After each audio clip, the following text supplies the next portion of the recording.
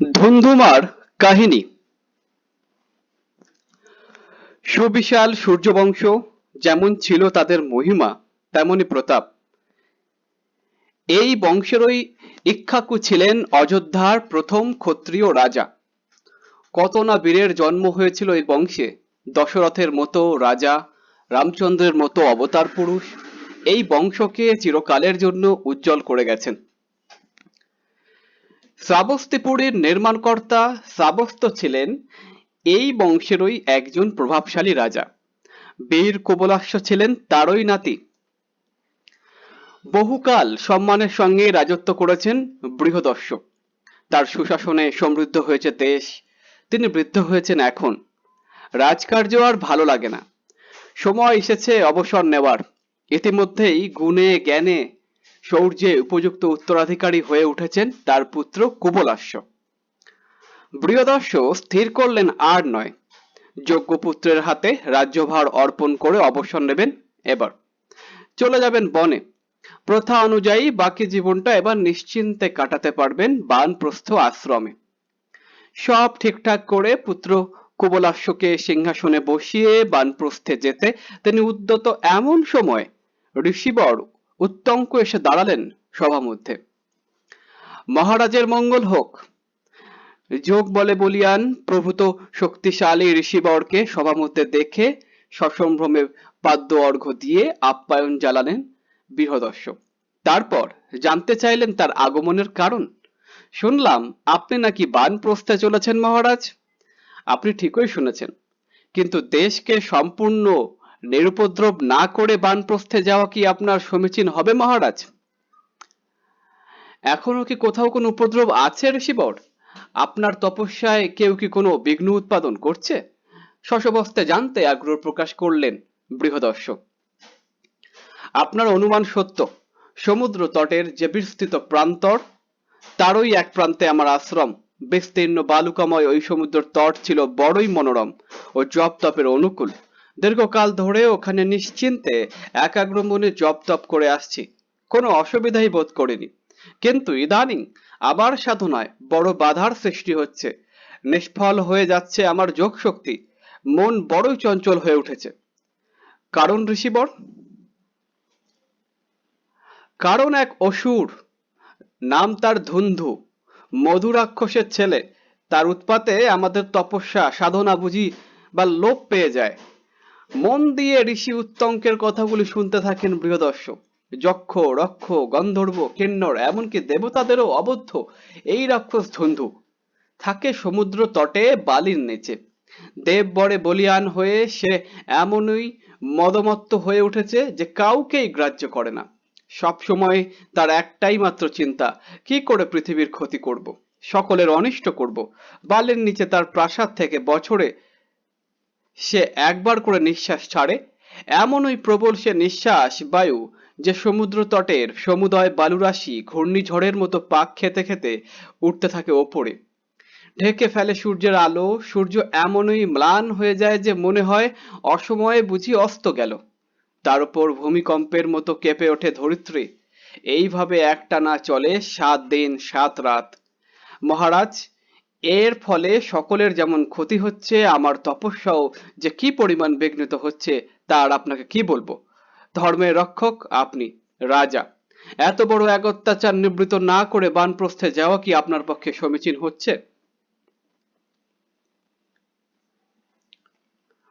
সব মন দিয়ে শুনলেন বৃহদস্য। তারপর বললেন, এখন তো আর প্রত্যাবর্তনের অবকাশ নেই ঋষিবর। আমি সংকল্পে স্থির এবং প্রস্তুত। তবে আপনার তপস্যায় যাতে আর বিঘ্ন না ঘটে তার প্রতিকারের ব্যবস্থা আমি অবশ্যই করে যাব। আমার পুত্র কুবলাস্য এখন সিংহাসনে বসেছে। সে বীর। আমি ওই ধুন্ধুকে সমুচিত শাস্তি দেবার এবং শান্তি ফিরিয়ে আনার যাবতীয় দায়িত্ব আমার পুত্রকেই দিয়ে যাব। আপনি নিশ্চিন্ত থাকুন মহারাজ। যোগ বলে আমি জেনেছি যে ওই রাক্ষস কেবল রাজশক্তির বদ্ধ নয়। দেব বরে বলিয়ান ওই রাক্ষসকে বধ করতে গেলে আমার তপশক্তি দিয়ে রাজশক্তিকে বাড়িয়ে দিতে হবে। আপনি, আমি তার জন্য প্রস্তুত। তাই বলছিলাম মহারাজ, ধার্মিক আপনি, আপনিই পারবেন এই দুরূহ কাজ সমাধা করতে, বললেন ঋষি উত্তঙ্ক। আপনি নির্ভাবনায় থাকুন ঋষিবর, আপনার সাহায্যে আমার সুযোগ্য পুত্র গ্রহণে যথেষ্ট সক্ষম, বললেন বৃহদস্যু। তারপর পুত্র কুবলাস্যকে ডেকে রাজা বললেন, পুত্র, এই ঋষিবর যাতে নির্বিঘ্নে তপশ্চারণ করতে পারে, জনপদের আতঙ্ক যাতে দূর হয়, তার জন্যই তুমিই যাও, বধ করো সেই পাপাচারী রাক্ষস ধুন্ধুকে।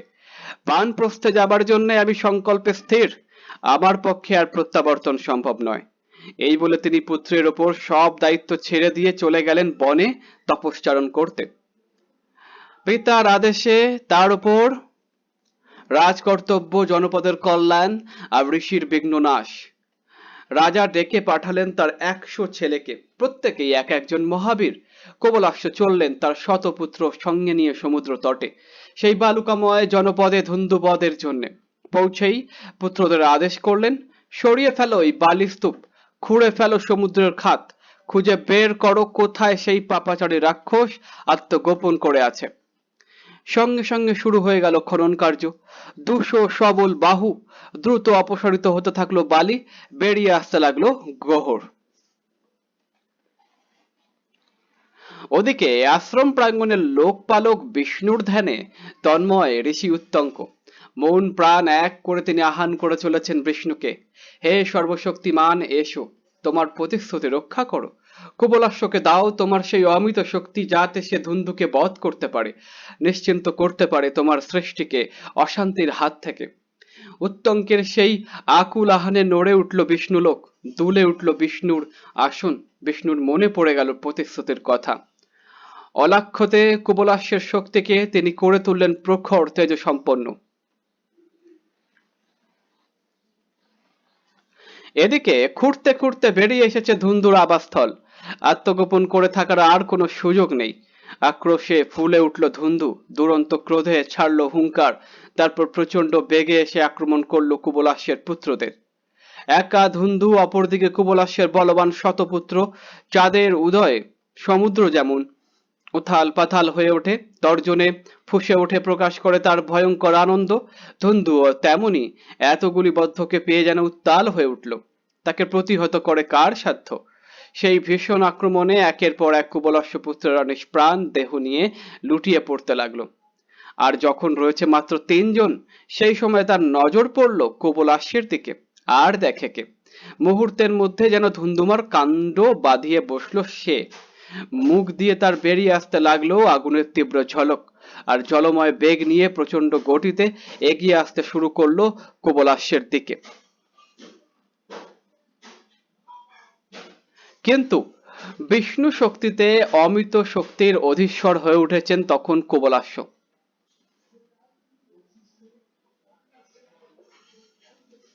চোখের পলকে ধুন্ধুর সেই জলময় বেগ পান করে যোগময় জল দিয়ে একেবারে নিভিয়ে দিলেন তার মুখের সেই আগুন। ফলে ধুন্ধু এমনই হীনবল হয়ে পড়ল যে লড়াই করা তো দূরের কথা, প্রাণ নিয়ে বেঁচে থাকা তার পক্ষে আর সম্ভব হলো না। নিশ্চিন্ত হলেন ঋষি উত্তঙ্ক, নিঃশঙ্ক হলো জনপদ, আবার ফিরে এলো নির্ভয় শান্তি। সন্তুষ্ট ঋষি প্রাণ ভরে অজস্র আশীর্বাদ ঢেলে দিলেন রাজা কুবলাস্যের মাথায়, আর যুদ্ধে নিহত কুবলাস্যের পুত্রেরা তার তপস্যা বলে লাভ করলো সদ্গতি। এরপর সুদীর্ঘকাল সুশৃঙ্খলে রাজত্ব করেছিলেন রাজা কুবলাস্য। কিন্তু অবদ্ধ ধুন্ধুকে বধ করার ফলে সেদিন থেকে তিনি যে ধুন্ধুমান নামে পরিচিত হয়েছিলেন, সেই পরিচয়ে তিনি লোকসমাজে অমর থেকে গেলেন।